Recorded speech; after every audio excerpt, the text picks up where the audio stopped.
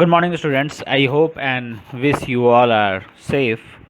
Into the previous classes, we have read about the some basics of spreadsheet. Spreadsheet के कुछ एक basic के बारे में हमने पिछले क्लास में पढ़ा था, तो आई होप कहीं किसी को कोई कन्फ्यूज़न नहीं होगा बिकॉज़ कोई किसी ने भी कोई क्वेश्चन अराइज नहीं किया। अगर क्वेश्चन अराइज नहीं कर रहे हो तो ये एक बहुत बड़ी प्रॉब्लम है। आपको क्वेश्चन अराइज करनी चाहिए जहाँ भी जो चीज़ें नहीं समझ में आई। वैसे इससे रिलेटेड चीज़ें हमने पिछले लाइक नाइन्थ में भी पढ़ रखा है, तो ज़्यादा कन्फ्यूज़न नहीं होना चाहिए। बट फिर भी अगर कोई भी कन्फ्यूज़न किसी को भी है तो they can just ask to me. मैंने पहले भी हमेशा बोल रखा है कि आपको जो भी कन्फ्यूज़न है वो आप पूछ सकते हैं। Now in the spreadsheet chapter we have to just know about the sum formulas, functions, sorting, printing and password protections। कैसे हम लोग फार्मूला यूज़ करते हैं, फंक्शंस यूज़ करते हैं, सॉर्टिंग करते हैं, प्रिंटिंग करते हैं और पासवर्ड प्रोटेक्टेड अपने डॉक्यूमेंट को कैसे हम लोग पासवर्ड प्रोटेक्टेड करते हैं। So first we all know about that because before using the formula we have to just put up the equal to sign first. So formula, that means what? After equal to sign we have to just write the formula. So which type of formula we have to just written into like a cell? We have to just put up the formula into the cell. You all know about that. हमने जो भी formula लिखना है वो कहाँ लिखना है? हमारे सेल में लिखना है। The cell that is intersection of row and column. That means cell creates by the intersection of row and column. So row and column के क्रिएशन से सेल बनता है and we have to just put up the equal to sign into the cell also. Cell में हमें क्या लिखना है? Formula लिखना है। So which type of formula we have to just enter into the cell? That means formula, that means when we are adding some cells, when we are just like multiplying some cells, so there is a different types of formula. So we all know about that. There is a some some row and some columns. That row denoted by the numbers and the column denoted by the alphabets also. So first while we just writing the formula, we have to just know about the address of the cell. जहाँ भी हमने formula डालना है सबसे पहले उस cell के address को हमें देखना है कि उस सेल का एड्रेस क्या होगा। तो सेल के एड्रेस को भी शायद हम लोग जानते हैं, समझते हैं, बट फिर भी अगर सेल के एड्रेस को अगर समझना चाहो तो मैं प्रैक्टिकली भी बता दूंगा या बता भी चुका हूँ।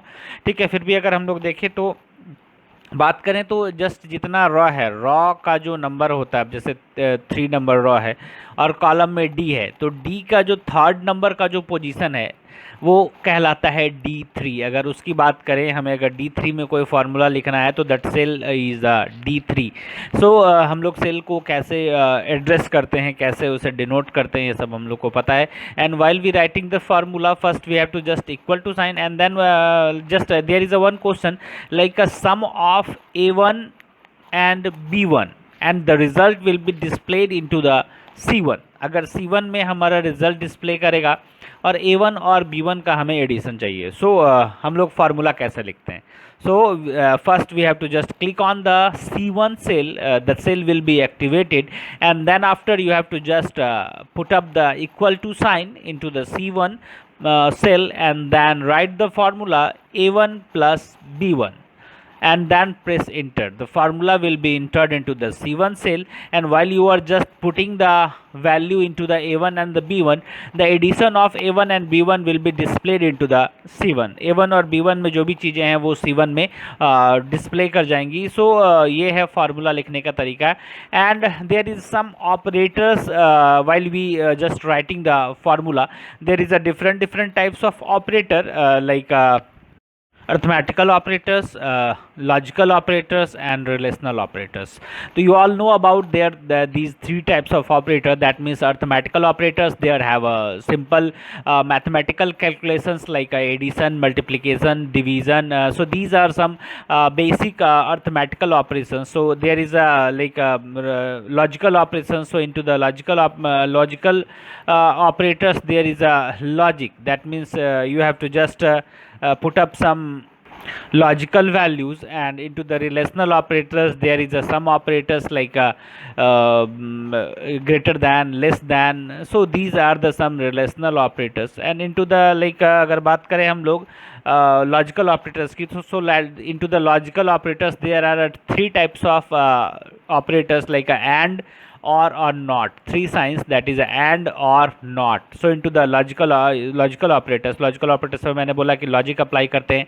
So and or not, and that means both the statement will be true, or that means either one statement true, and not, no statement will be true. So this is the some operators we have to just know about that particular operators.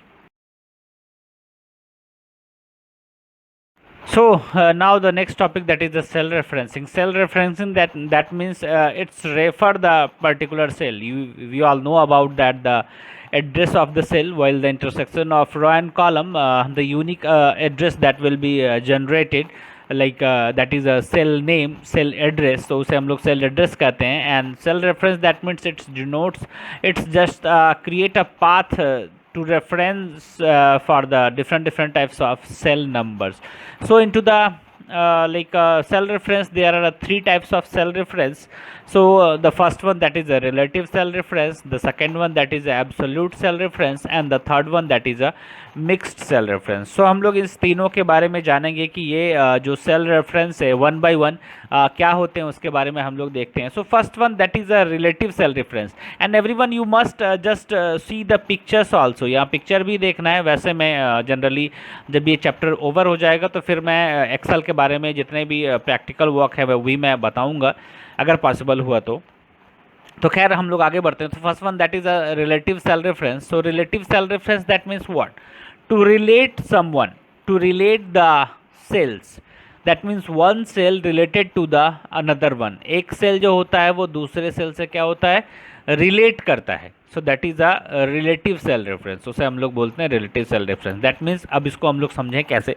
इसको हम लोग समझते हैं ऐसे कि like हमारे पास है एक, जैसे ये स्क्रीन पे ही दिख रहा है सबको, like ABCDEFG. There is a like column like A to G and there is a row 1 to 10. यहाँ पे 1 to 10 रो है और जो कॉलम है A से G तक है. अब बाय द वे हम कोई फार्मूला लिख रहे हैं, लाइक हम लोग D1 में एक फार्मूला लिखते हैं, like some of A1 to C1. अब हमको लिखना है कि A1 से C1 के बीच का जो सम है, A1 से C1 तक का जो सम है वो D1 में डिस्प्ले करे. तो हम लोग इसको कैसे लिखते हैं? Like first you have to just click on the D1 and then put the equal to sign and then write the formula like A1 plus B1 plus C1, either sum of A1 colon C1.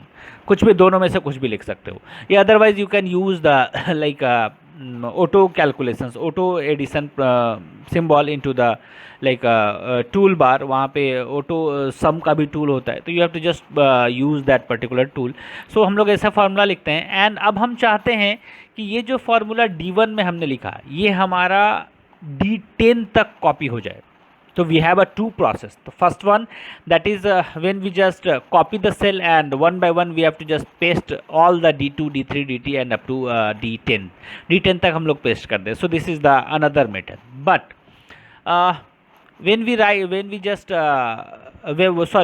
जब हम लोग ये formula इसमें put कर रहे होते हैं तो ये क्या होता है, जैसे हमारा D1 में क्या फार्मूला था? D1 में फार्मूला था A1 plus B1 plus C1. अब हम इस फार्मूला को अगर D2 में कॉपी करते हैं, ठीक है, तो भी हमारा कॉपी करने का मतलब क्या होता है? The same thing, that is a one place and the another place also. वो से चीज़ें चेंज नहीं होनी चाहिए, ठीक है. बट जैसे ही तुम इस फार्मूला को कॉपी करके D2 में डालोगे वैसे ही ये अपनी वैल्यू को चेंज कर लेगा. लाइक जब तुम D2 पर क्लिक करोगे तो देखोगे वो फार्मूला बन चुका है A2 plus B2 plus C2. उसी तरह जब D3 में तो A3 plus B3 plus C3. That means कि they can change their internal values, they can change their address like row and column, they can change their address of cell according to their like cell number, according to cell number, यानी कि जहाँ जहाँ आप लोग formula put कर रहे हो उसके अकॉर्डिंग वो अपने आप के एडिशन को सेल के अकॉर्डिंग चेंज कर रखा है। So that is a relative cell reference. That means कि वो पहले सेल से कोरिलेट किया, यानी कि पहले सेल में जो फार्मूला है A1 B1 C1, यानी कि अब हमारा सेल नंबर हो गया D2, तो D2 में अगर है तो वो A2 B2 C2 होगा। ये सिस्टम समझता है कि इसलिए वो जब भी हम कॉपी करते हैं तो वो ऑटोमेटिक अपने सेल को जो है एडजस्ट कर लेता है, अपने सेल को उस रेफरेंस के अकॉर्डिंग ढाल लेता है। सो इसे ही हम लोग बोलते हैं रिलेटिव सेल रेफरेंस। तो आई होप सबको समझ में आ जाना चाहिए। Now the next one, that is a absolute cell reference. Absolute cell reference, that means कि no value will be changed. Absolute cell reference मतलब क्या होता है कि कोई भी वैल्यू चेंज नहीं होगी। ठीक है, अब हम लोग वैल्यू चेंज नहीं करने के लिए क्या करते हैं, because while be writing the formula we have to just put up the like A1 B1 + C1। सो इसको हमने कॉपी किया तो वो ऑटोमेटिकली कॉपी हो गया, but we have to just fix the value, fix the cell number. It will not change after copying to the next cell। अगर हम किसी और सेल में उसे कॉपी करते हैं तो वो वैल्यू चेंज नहीं होनी चाहिए। सो what is the process to do that particular work? So now first we have to just know about the dollar sign। We all know about the dollar sign। So by the fixing of value we have to use the dollar sign before the raw number and the column।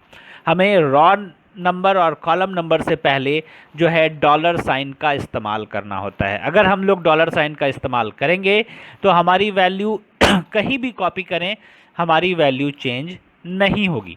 सो हम लोग देखते हैं अब इसके बारे में कि कैसे चेंज नहीं होती है। हम लोग फिगर को देखेंगे, पिक्चर हमारे स्क्रीन पे है, तो पिक्चर स्क्रीन में हम लोग देख रहे हैं कि लाइक अगर वो सेम फार्मूला की बात करें, वो D1 वाले की जो हमने पहले से समझ रखा है, तो D1 में हमने क्या फार्मूला पुट किया है, A1 B1 + C1, A1 + B1 + C1। तो ये हमने फार्मूला पुट कर रखा है। अब यहाँ पे पहले तो सेल के एड्रेस को तोड़ के देखते हैं, सबसे पहला काम करते हैं। सो A and 1, so A denotes the column and 1 denotes the raw. You all know about that कि A किसको डिनोट कर रहा है, कॉलम को डिनोट कर रहा है, और जो 1 है वो रॉ को डिनोट कर रहा है। तो हमें फिक्स क्या करनी है, हमें फिक्स दोनों की वैल्यू को करनी है। अगर हम सिर्फ डॉलर साइन कॉलम में लगाते हैं तो कॉलम नहीं चेंज होगा, रॉ चेंज कर जाएगा, और अगर सिर्फ रॉ में लगाते हैं तो कॉलम चेंज कर जाएगा, रॉ नहीं चेंज करेगा। So we have to when we fix both the values we have to just put up the sign in both the values, like before the row and the before column name. So इस row और column name के पहले हमें करना होगा। सो कैसे करेंगे हम लोग, फर्स्ट लाइक अगर हम लोग बात करें कि ये D1 में हमने फार्मूला लिख रखा है, तो D1 में हमने फार्मूला लिखा A1 + B1 + C1। अब हमें क्या करना है, वैल्यू को फिक्स करनी है। तो first we have to just write the formula before the A and before the 1, यानी A से पहले भी हमें डॉलर साइन लगाना है और B से पहले भी हमें डॉलर साइन लगाना है, देन प्लस फिर से dollar sign B and dollar sign 1, फिर प्लस फिर से dollar sign C and dollar sign 1, and then press enter. So ये जो डॉलर साइन हमने हर रॉ और हर कॉलम के, सेल के हर रॉ और हर कॉलम के पहले लगा दिया। अब अगर ये वैल्यू कॉपी भी होती है तो इसकी वैल्यू नहीं चेंज होगी, बिकॉज ये रिलेट नहीं करेगा, हमने इसकी वैल्यू को क्या कर दिया है, फिक्स कर रखा है। So the value can not be change while you copying the different types of cell. अगर किसी भी सेल में कॉपी करोगे तो वैल्यू चेंज नहीं होगी। So I hope you all are understand about the absolute cell reference. Absolute cell reference क्या है, सबके समझ में आ गया है। Now the next thing, that is a mixed cell reference, and mixed cell reference is a combination of relative cell reference and the absolute cell reference। ये absolute और relative का मिक्सअप होता है। दैट मीन्स कि हम लोग इसके through कुछ वैल्यू चेंज भी कर सकते हैं और कुछ वैल्यू को चेंज नहीं भी कर सकते हैं। जहाँ हम लोग डॉलर साइन लगाएंगे, we all know about that, जहाँ डॉलर साइन लगेगा वो वैल्यू चेंज होगी। अब हम लोग फिर से उसी पे बात करते हैं, उसी एग्जाम्पल पे बात करते हैं।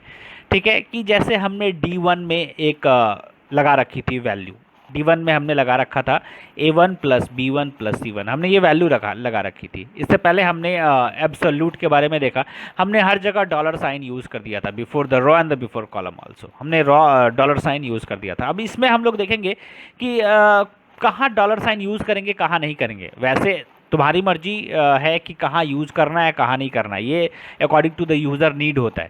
सो नाउ हम लोग इस पर बात करें कि हम चाहते हैं कि कुछ वैल्यू चेंज हो और कुछ वैल्यू अनचेंज्ड रहे। So now again we have to just put up the formula into the D1 में फिर से फार्मूला पुट करेंगे। लाइक D1 में फार्मूला पहले से जो पुट कर रखा है वो क्या है, equal to sign A1 plus B1 plus C1, ये पहले से पुट कर रखा है। अब हम लोग उसमें बात करेंगे A1, तो सबसे पहले हम लोग यहाँ पे लगाएंगे $A and 1, then again plus sign $B and 2, again plus sign $1, ये हमने फार्मूला लिख दिया। तो ये हमारा जो फार्मूला लिखा चला गया, ये अब जहाँ जहाँ वैल्यू, जैसे हमने A की वैल्यू फिक्स कर रखी है, B की वैल्यू फिक्स कर रखी है, C में हमने C की वैल्यू को फिक्स नहीं की है बट उसके रॉ की वैल्यू को फिक्स कर दिया। दैट मीन्स कि 1 जो रॉ है वो 1 चेंज नहीं होगा, C हमेशा रहेगा, ठीक है, C D में बदलेगा, ठीक है, बट जो 1 है वो 1 चेंज नहीं होगा।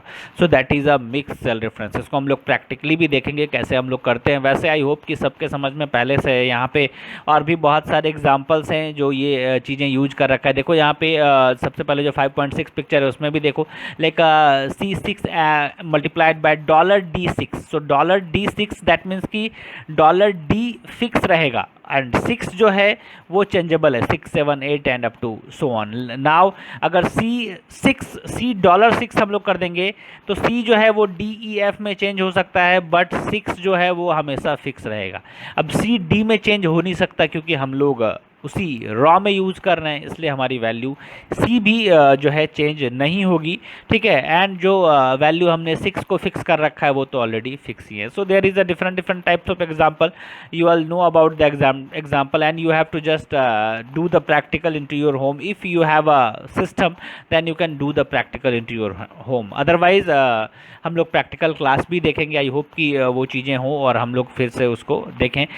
मेरे ख्याल से ये सारे रेफरेंसेस सबको समझ में आ गए हैं, कहीं कोई कन्फ्यूज़न नहीं होना चाहिए। So now the next point, that is order of calculation. So order of calculation, you all know about that, how to set the order. You all know about that the BODMAS rule. हम लोग BODMAS rule के बारे में भी जानते हैं, मैंने पहले भी बता रखा है। जो कंप्यूटर के बहुत सारे पार्ट्स है, इवन कंप्यूटर है वो जो है उसके बहुत सारी चीज़ें मैथमेटिकल टर्म पे भी डिपेंड करती है। सो यहाँ भी हम लोग जो एक्सेल हमने पहले बता रखा है कि Excel is a complete calculative things, we can create the data while we just do the some calculations. So when we just perform some calculation, then the order of calculation will be must. सबसे पहले कौन सा calculation होगा, सबसे पहले division होगा, सबसे पहले मल्टीप्लिकेशन होगा या एडिशन होगा, सब्सट्रैक्शन होगा, कौन सी चीज़ें सबसे पहले होंगी। You all know about the BODMAS rule, वो BODMAS रूल यहाँ भी काम करेगा। कैसे कौन सी चीज़ें फॉलो होंगी, ये यहाँ पे ये जो ऑर्डर ऑफ कैलकुलेशन है हमें ये बताता है कि कौन सा हमारा सीक्वेंस सबसे पहले फॉलो होगा। So we have to write the formula into the order of the calculation. हमें जो फार्मूला लिखना है वो अपने कैलकुलेशन का ऑर्डर देखते हुए लिखना है कि सबसे पहले एक्सपोनेंशियल होगा या सबसे पहले multiplication, division and then parenthesis also, सबसे ऊपर पैरेंथेसिस भी होता है। सो हम लोग को इसको देखते हुए मैथमेटिकल जो टर्म है वो लिखने होते हैं। नाउ अब हम लोग बात करें सम यूजफुल फंक्शंस की। So into the Excel every formula will be dependent upon the function. ये जो फार्मूला है जो हम लोग लिखते हैं वो कम्प्लीटली फंक्शन पे डिपेंड करता है। That means there are different types of functions that are using to write the formula. जब हम लोग फार्मूला लिखते हैं तो हमें बहुत सारे फंक्शंस मिलते हैं, फंक्शंस का इस्तेमाल करना पड़ता है। सो देखते हैं हम लोग फंक्शंस क्या क्या होते हैं। So while we writing the function, first we have to just argument and another one that is a structure. We have to just follow these two things, that is a argument and another one is a structure. इसको ऐसे बोल सकते हो, these are the parts of the functions.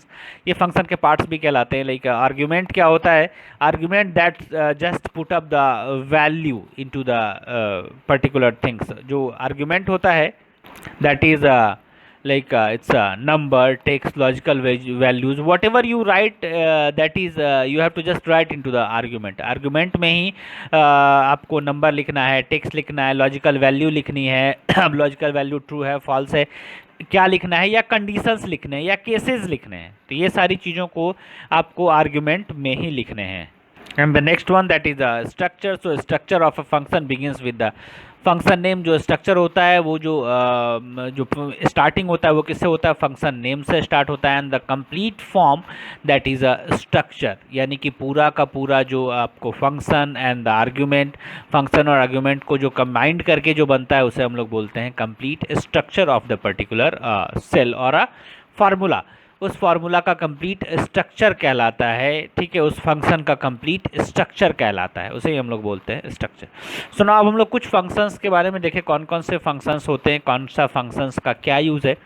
Now first one that is a sum function. You all know about that the sum function, and sum in generally use to sum of the different types of cell. Sum का मतलब क्या होता है, सम के through हम लोग करते क्या क्या हैं, इसके थ्रू हम लोग करते हैं कि मल्टीपल सेल्स को हम लोग ऐड करते हैं. While we writing the sum then it shows the addition of the different types of cell number. अब इसमें कुछ कुछ आर्ग्यूमेंट होता है. First one that is the name of the function. इसमें सबसे पिक्चर में दिख रहा है सबको, सबसे पहले हम लोग क्या करते हैं, फंक्शन का नेम लिखते हैं. देन पैरेंथेसिस होता है, and after the parenthesis there is a different types of argument. Whatever we want we have to just put into the argument. इस आर्ग्यूमेंट में हम लोग सेल नंबर भी लिख सकते हैं, वैल्यूज़ भी लिख सकते हैं, जो लिखना है, टेक्स्ट भी लिख सकते हैं, नंबर भी लिख सकते हैं, लॉजिकल वैल्यूज़ भी लिख सकते हैं, ठीक है. तो इस जो फंक्शन, इस जो आर्ग्यूमेंट है उसमें हम लोग कुछ भी लिख सकते हैं जो हमारा मन करे, जो हम चाहते हैं, जिसके अकॉर्डिंग हमें वैल्यू चाहिए उसके अकॉर्डिंग हम लिख सकते हैं. जो हमारा मन करे वो नहीं लिख सकते हैं, अपने अकॉर्डिंग जो भी वैल्यू हमें चाहिए उसके अकॉर्डिंग हम यहाँ पुटअप कर सकते हैं. अब बाय द वे एक एग्जाम्पल ले लेते हैं सम का. So sum generally for what, sum, that means sum, first you have to use just sum, and then argument, that means number 1, number 2, and up to whatever you want, number 3, 4, 5, 6, 7 up to so on. ठीक है, तो सबसे पहले हमें क्या करना है, number लिखना है. तो नंबर 1 में हम लोग डाल सकते हैं सेल नंबर. तो लाइक हम लोग बात करें कि अगर हम लोग अभी D1 की ही बात करें जो हमने पहले से कर रखा है, वहाँ पे हम लोग पहले, अभी तो हमने जनरल कैलकुलेशन उसमें देखा, like A1 plus B1 plus C1 हमने देखा. अब हम वहाँ चाहते हैं बिकॉज देयर आर 3 सेल. अब 3 सेल का मतलब होता है अगर 3 से 30 सेल रहे तो 30 सेल में हम A1 plus B1 plus C1 plus D1 plus E1 यानी 30 तक लिखना पड़ेगा. And that is a very tough. वो क्या हो जाएगा, बहुत टफ हो जाएगा, बहुत लंबा हो जाएगा, और उसमें गलती के भी चांसेस बहुत ज़्यादा होते हैं. सो उस कंडीशन में हम लोग फंक्शन का इस्तेमाल करते हैं. जब मल्टीपल कंटिन्यूअस सेल होते हैं तो वहाँ पे हम सम फंक्शन का इस्तेमाल करेंगे. अगर ऐड करना है तो वहाँ पे सम लिखेंगे, and then like write the first cell number, that is like A1 and colon, and then you can just put up the last cell number. वहाँ पे last cell number डालोगे, and then parenthesis close, and then press enter, then it will be just see the value of the addition, or the another process that is in your book, like a sum function, and then parenthesis, and then write the number 1, that means cell number 1, cell number 2, cell number 3, cell number 4, cell number 5, whatever you want. You have to just put up the cell number, and then press press parenthesis, यानी अब parenthesis को close कर देना है. then press the enter. जैसे enter press करोगे then the addition will be displayed into that particular cell. So now there are some things like while using sum, following points must be considered. हम लोग कुछ points भी देख लेते हैं. जब हम लोग sum function यूज़ करते हैं तो उसमें क्या क्या points हैं उसे हम लोग पहले देख ले, ताकि नियम पता होने के बाद काम करना बहुत ही आसान होता है. So first that is a number 1 to number 30 are up to 30 numbers or range or arrays of the numbers whose sum is to be calculated. मैंने पहले बता रखा है कि रेंज अगर डिक्लेयर करना है तो नंबर 1 से 30 तक आप इस तरह भी लिख सकते हो, या डायरेक्ट कोलोन के थ्रू भी आप लिख सकते हो. So sum ignores any text और empty cell within the range of array और एरे. जब आप सेल लिखते हो, जैसे आपने A1 से A30 तक कैलकुलेट किया बाय द वे मान लो, और बीच में bye mistakenly A10 number cell जो है वो खाली है, उसमें कोई नंबर नहीं है, तो ये जो हमारा सम फंक्शन है वो इसे कैलकुलेट नहीं करेगा, उसकी कोई भी वैल्यू कैलकुलेट नहीं करेगा, उसे वो ब्लैंक छोड़ के आगे बढ़ जाएगा, यानी कि ऑलरेडी उसमें कुछ वैल्यू नहीं है, या अदरवाइज आपने अगर उसमें टेक्स्ट भी डाल रखा है तो भी वो उस वैल्यू को कैलकुलेट नहीं करेगा और आगे बढ़ जाएगा, वो उस वैल्यू को अपने में नहीं समाता है, अपने में नहीं रखता है। Now Calc's does not ignore boolean logical values in sum. In Calc true is considered as 1 and false is 0। so Calc जो है इसमें क्या होता है, जो बुलियन वैल्यू है उसे क्या करता है, इग्नोर नहीं करता है, यानी ट्रू एंड फॉल्स वैल्यू को इग्नोर नहीं करता है। दैट मीन्स कि when you are just using some cases, when you are just using some choices into the particular cell, so then the sum function will not be ignored. They can just calculate, like when while it displayed the true, then it will be considered as 1, and while false, then it will be considered as 0। so अगर वहाँ पे true और false रहता है तो उसे 0 and 1 के format में उसे कंसिडर कर लेता है, बिकॉज ये बुलियन वैल्यू को एक्सेप्ट करता है, बुलियन वैल्यू को नहीं छोड़ता है। तो this is the sum function. Now that is an average function. So average function क्या होता है? So average is generally use to average the multiple numbers. Average function क्या करता है? ये एवरेज दो या दो से अधिक नंबर्स के बीच में जो एवरेज निकालने का काम करता है। So same thing, what is the formula of average? Sum of number divided by the counting of numbers. ठीक है, काउंट, ठीक है, यानी कि ये फार्मूला होता है, यही फार्मूला हमें पुट करना होता है जहाँ भी हम चाहें। लाइक अगर हम लोग सेल A1 में पुट करना चाहते हैं, सॉरी D1 में पुट करना चाहते हैं, हम लोग उसी एग्जांपल को लेके चलें क्योंकि हमारे माइंड में वो है अभी। ठीक है, तो D1 को लेके चले तो D1 में हमने डाल रखा था A1 plus B1 plus C1। So there are three values, three numbers. So while we just average, अब हम लोग चाहते हैं कि D1 में एवरेज निकल जाए, so we have to just write equal to sign and sum of cells. So A1 plus B1 plus C1 divided by number of cell. So there are three numbers. So we have to just put up the 3 sign, or we use the count function also. So count and A1, we have to just declare the range A1 colon C1. So it will be just range declared into the in that particular formula. So वहाँ पे formula पे range भी declare कर सकते हो, count अगर function लगा दो। खैर काउंट के बारे में हम लोग देखेंगे, अभी नीचे काउंट फंक्शन है उसके बारे में हम लोग थोड़ी देर में समझते हैं। सो वहाँ पे हम लोग directly sum of numbers divided by the counting of numbers, वहाँ से हम लोग उसे डिवाइड कर देंगे and then press the enter. So the result will be displayed into your particular cell. उस सेल में क्या हो जाएगा? नंबर डिस्प्ले हो जाएगा। सो द एवरेज फंक्शन समझ में आ गया सबको? Now the next one, that is a count function. So count function is generally used to count the number of cells। अब count the number of cells मतलब क्या?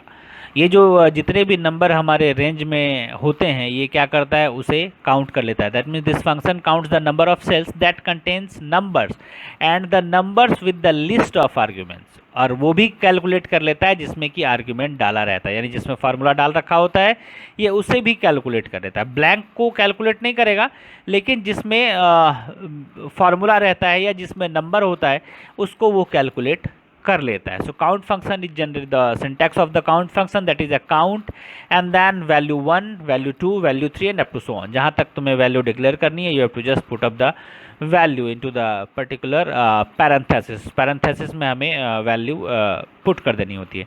Now before we using the count function we have to just know about some restrictions. So like argument that are numbers, date, logical values, true and false, you all know about that. जो हमारा count function होता है ये इन सारी चीज़ों को count कर लेता है। लाइक नंबर किसी में होगा, डेट किसी में होगा, लॉजिकल वैल्यूज़ होगी, ठीक है, तो वो ये उसे काउंट कर लेगा। ठीक है, लॉजिकल वैल्यू में से जो लॉजिकल वैल्यू जो ट्रू होगी उसे 1 काउंट करेगा और जो फॉल्स होगा उसे 0 काउंट करेगा। Now the next, text entries are ignored even if the text entries contains the number. ठीक है, टेक्स्ट एंट्रीज को वो क्या करेगा? टेक्स्ट जो लिखा हुआ होता है वो उसे इग्नोर करेगा, वो उसे काउंट नहीं करता है। If entered like 5 apostrophe 5 in a cell, then it is a text entry with the numeral value in it, it will be ignored in count function। ये जो लिखा गया ये apostrophe 5, so apostrophe 5 को वो क्या करेगा? इग्नोर कर देगा, because they just know about this is a text value and count function can not be just count the text values. अगर वहाँ पे एक टेक्स्ट वैल्यू होगा उसे काउंट फंक्शन काउंट नहीं करता है। सो नाउ अब हम लोग बात करते हैं काउंटर फंक्शन की।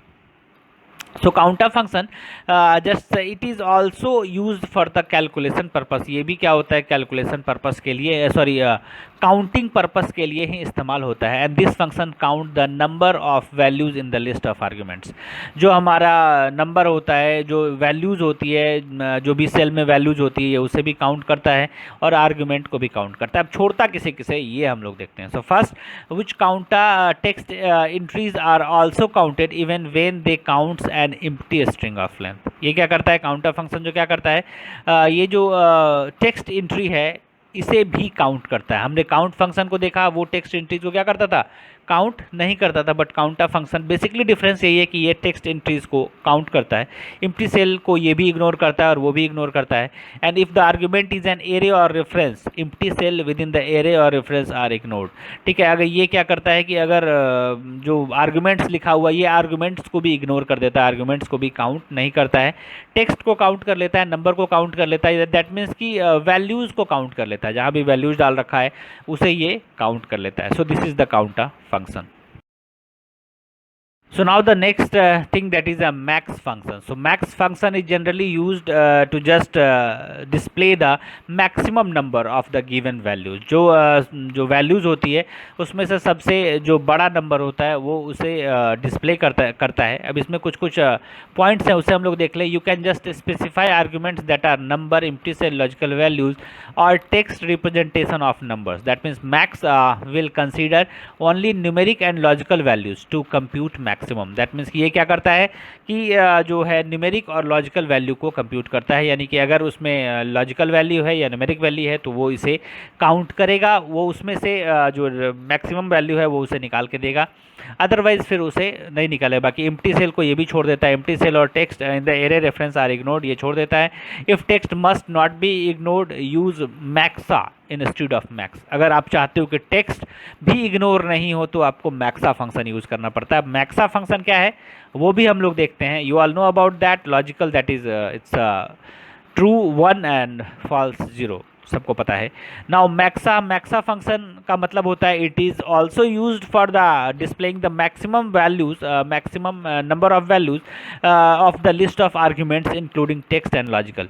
ठीक है, ये क्या करता है, टेक्स्ट और लॉजिकल दोनों से वैल्यू को जो क्या करता है वो छांटता है, उसे दिखाता है। ठीक है, तो इसमें क्या करना क्या है, इसमें कुछ चीज़ें हैं, कुछ पॉइंट्स हैं, हम लोग उसे देख लेते हैं। सो द 30 वैल्यूज लाइक जो 1 to 30 है रेंज, उसमें से क्या करेगा, ये सबसे पहले जो बड़ी वैल्यू है उसको निकाल देगा। और अदरवाइज अगर टेक्स्ट है तो वो उसे 0 एवेल्यूएट कर लेता है। अगर कुछ भी टेक्स्ट लिखोगे, ठीक है, ये उसे कैलकुलेट तो करेगा बट उसे क्या रेफरेट कर देगा, ये इसे 0 कर देगा। ठीक है, इसे इसकी वैल्यू ये 0 मानता है। और अगर ट्रू एंड फॉल्स आर्ग्यूमेंट्स है तो ट्रू को वो 1 मानेगा और फॉल्स को वो 0 मानेगा। So this is the max और maxa function. Now the min and mina function, min और मीना फंक्शन को भी हम लोग देख लें। So mean function, this function is generally use the minimum value of the selected cell or the set of values। ये minimum जो function है, mean जो function है वो minimum value को represent करता है, minimum value को display करता है हमारे उस cell में जो सबसे छोटी value उसे display करता है। Then you can specify arguments that are numbers, empty cell, logical values or text representation of numbers। Minimum will consider only numeric और logical values to compute minimum, यानी मिनिमम इन सारे functions में से क्या करता है, मिनिमम सिर्फ और सिर्फ न्यूमेरिक और लॉजिकल वैल्यू को ही उसी में से ये रिजल्ट देता है। बाकी किसी फंक्शन को, एम्प्टी सेल को या अदरवाइज टेक्स्ट को, ठीक है, या आर्ग्यूमेंट्स को वो उसे नहीं लेता। आर्ग्यूमेंट में ये बस लॉजिकल वैल्यूज़ को लेता है।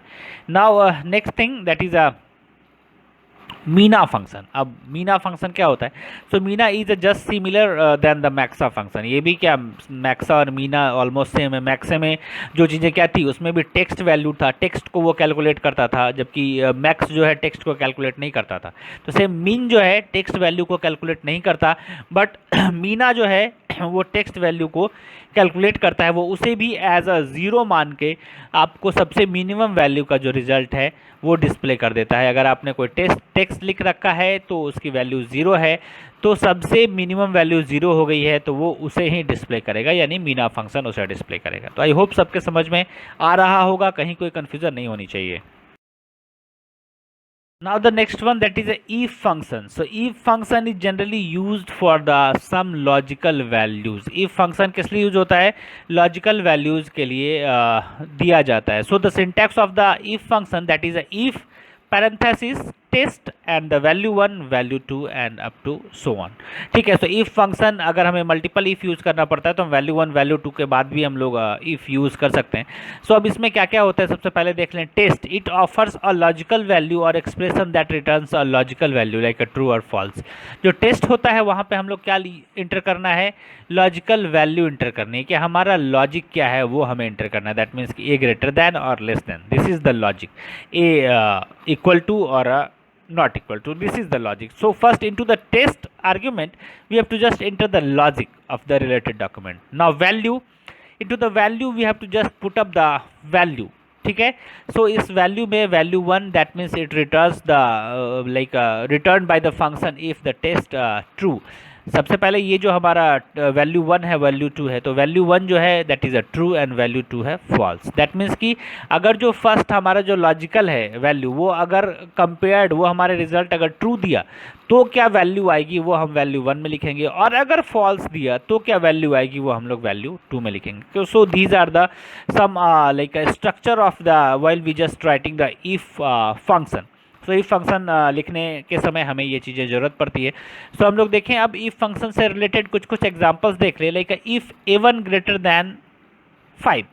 अब a1 जो है अगर 5 से बड़ा है, अब a1 की जो भी वैल्यू है ये हमारे पास अभी फ़िलहाल नहीं है, बट अगर मान लें कि a1 की वैल्यू अगर 10 है तो a1 इज़ ग्रेटर दैन 5. तो a1 जो है वो 10 से बड़ा है. तो a1 10 से बड़ा है, तो अगर a1 की वैल्यू बाय द वे माने कि 10 है तो 10 5 से बड़ा है. So this is the true.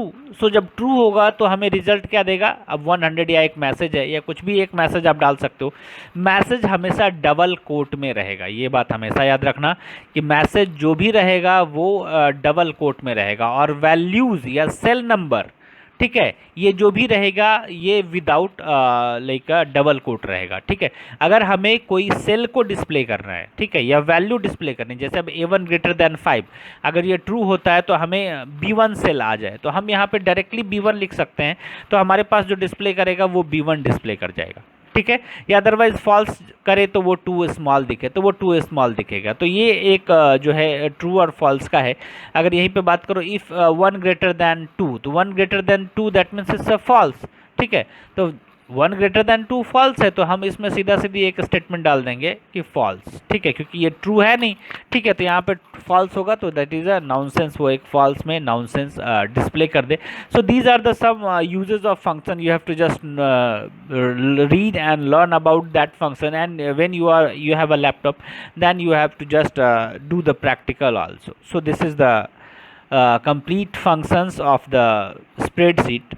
Now we just discuss about the some sortings of the function. हम लोग सॉर्टिंग के बारे में डिस्कस करें. सॉर्टिंग क्या होता है, सॉर्टिंग फंक्शन किसे कहते हैं हम लोग. So sorting that means it's like declaration of the data. ये डेटा के डिक्लेरेशन का तरीका होता है. दैट मीन्स कि there are sorting that means to arrangement of data into the different different types of manner, like arrangement into the ascending order और the descending order. So sorting का मतलब होता है डेटा को सॉर्ट करना, to just arrange ascending order और descending order में data को अरेंज करना, दैट इज सॉर्टिंग होता है. ये सॉर्टिंग कहलाता है हमें. सो इसका हम लोग कैसे सॉर्टिंग करते हैं डेटा को. So we have to just go to the data menu and there is a sort option. So you have to just first select the select the cell which you applied to the sorting of data, and then there is a data menu and you have to just click on the sort. Otherwise you have to just right click and there is a sort option. So you have to just click on the sort. There is a different types of options like ascending order or a descending order. ठीक है. And a dialog box will be appear into your screen and there is a sort criteria. So you have to just set the criteria of the sorting like ascending or the descending, whatever you want. ठीक है. जो भी आप चाहते हो वो sorting criteria से आप डिक्लेयर कर सकते हो, उसे आप डिसाइड कर सकते हो. आप जो भी चूज करोगे एंड देन उसे ओके कर दोगे तो वो जो डेटा है वो सॉर्ट होके, यानी कि आपके सेल में जो भी डेटा डिस्प्ले कर रहा है वो सॉर्ट होके आपके पास आ जाएगा आपके according. So now the next topic, that is a printing a worksheet. So how to print a worksheet? So click to the file menu and there is the option of print. You have to just click the print option, or otherwise use shortcut key, that is a control plus P. So when you press the control plus P, then a dialog box appear into your screen that contains a printer name, and there is a different types of options like seat number, like a number of copies you want to print, and there is a printing orientation options also, and there is a printing range also. Whatever your range, like you want to just print all pages, or you want to just set the number of pages you want to print, like you want to just, if you have a 10 pages document and you want to print only 2 and 3 pages, so you have to just write the 2 number page and the 3 number page and then click to the OK. Then it will be print only the 2 and 3 pages of the total document. ये total document में से मात्र वो selected page को ही print करेगा. So this is the complete method of printing. You have to just choose the printer name and then choose the different types of required options like seat number and all pages and the number of copies. And if you want to just set the page size or the page orientation, just go to the properties option, and when you just open the properties option, there is a option of you have to choose the page properties, page options. So there are different types of page, so you have to just choose the page according to your need. And then there is a page orientation, so you have to just choose the orientation. There is a 2 types of orientation, like portrait and the landscape. So whatever you want, you have to just click on the option and then click to OK. And after that, you will be just return into that previous dialog box. And then while you are setting all the settings, then you have to just click on the OK button. OK button पे click करने के बाद क्या होगा कि वो document जो है प्रिंट ले लेगा. So this is the process of printing. And now next one, that is a password protection. अब पासवर्ड प्रोटेक्शन को भी देख ही लो क्या है password protection. So while you are just saving the document, जब हम डॉक्यूमेंट को सेव करते हैं, सो उस कंडीशन में हमारा जो है जो पासवर्ड प्रोटेक्शन है वो आता है. सो इसको हम लोग कैसे देखते हैं, तो सबसे पहले you have to just click on the save option into the file menu और the shortcut key, that is the control plus S. So you have to just click on the control plus S option. Then a dialog box appear into your screen, and then there is option of save into the general toolbar. You have to just see the save with password. यहाँ पे option भी आएगा save with password. अगर password save with password नहीं आता है तो एक टूल्स का ऑप्शन आएगा, जनरल टूल्स का. when you are just click on the general tools, then the save the with password will be displayed into your screen. Now you have to just when you are click on the check in the save with password, then again a dialog box appear, that is a set password. You have to just set the password, and now there is a 2 types, enter the password and the confirm password. You have to just put up the same password into the both boxes and then press okay. जैसे ही okay press करोगे तो वो जो तुम्हारा document है वो password protected हो जाएगा. Now you can write the file name and the file type also. So you have to just type file type को भी चूज कर लेना है. And now click to the save option. So उसके बाद save पे क्लिक करोगे, then the particular file will be password protected. Now the chapter has been finished, and there is different types of options like checkpoint options. There are some different types of objective question answer. So you have to just do the objective question answer into your classwork copy. And there is a let us revise. So let us revise, you have to just write the let us revise options. There is a different types of highlighted points. You have to just write into your homework copy also. Now the next thing, that is a solution time. So solution time, it has a different types of solved question answer. So you have to just do and learn all the solved question answer, or otherwise you have to just write into your homework copy. If you have a book, it is not necessary, but if you haven't a book, then you have to just write all the solutions question answer into your homework copy. अगर आपके पास book नहीं है तो इसे अपने homework copy में लिख लेना है. So these solution times have a different types of questions. This one is the application based question. ये जो solution time में ये पेज है, ये application based question है, तो इसे भी सब लोग कर लोगे. Now the next one, that is like a glossary. So glossary there is some short definitions, तो ये शॉर्ट डिफिनेशंस आपको याद होने चाहिए, ठीक है। और इस शॉर्ट डिफिनेशंस को अगर बुक नहीं है तो अपने कॉपी में लिख भी लो सब लोग, ठीक है। Now there is a assessment time, so assessment time there is a different different types of unsolved question, सो इसमें बहुत सारे अनसोल्व्ड क्वेश्चन हैं, ठीक है। तो इस अनसोल्व्ड क्वेश्चन को सबको अपने होमवर्क कॉपी में बना लेना है, ठीक है। कहीं भी कोई कन्फ्यूज़न आती है तो मेरे से पूछ लोगे, कहीं किसी भी क्वेश्चन में कन्फ्यूज़न आता है तो फिर मेरे से पूछ लोगे। यहाँ बहुत सारे क्वेश्चंस हैं, देख सकते हो, यहाँ एप्लीकेशन बेस्ड भी क्वेश्चन है, ऑब्जेक्टिव क्वेश्चंस भी है। So you have to just do all the question answer into your homework copy. अपने होमवर्क कॉपी में सारे क्वेश्चन आंसर्स कंप्लीट कर लोगे। This is the homework for you all, ये तुम लोग का होमवर्क है और इसे कंप्लीट होना चाहिए। होमवर्क एनी हाउ कंप्लीट होना चाहिए सबका। नाउ आई होप सबको समझ में आ गया होगा, कहीं कोई कन्फ्यूज़न नहीं होनी चाहिए, सबका हर चीज़ क्लियर है। अगर किसी को फिर भी कोई कन्फ्यूज़न होता है, they can just ask to me about your problem. So अब ये चैप्टर फिनिश हो गया। So now thank you and have a nice day, and now stay home, stay safe.